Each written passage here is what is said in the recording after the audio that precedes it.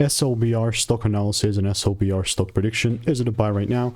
Watch this 1 minute video till the end to find out. So as I'm looking at Sobr Safe, there's a lot of traction on Reddit about this. So it's all like, let me make a video. I've done 36,000 videos. It's taken me 4 years and 5 figures to figure out what's working and what's not. And with SLBR, it's just a bearish market. Like I began being bearish like the moment I started making videos on this. Then I actually just stuck to my prediction. And guess now where we are. You know, we're down.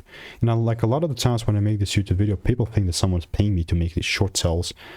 No, you're just like looking at a guy that's done this so many times, like 36,000, where discretion is kind of kicking in. You know, I'm just seeing charts even when I go to sleep. And the reality is that, again, I'm just sticking to something that I've tested time and time again. So obviously by no means financial advice. I didn't even short sell this because it's just not volatile enough. But as of right now, the next thing is just getting cleared out of this liquidity below. So yeah, I'll just stick with this.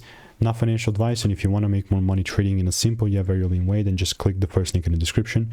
You will find a lot of sauce there.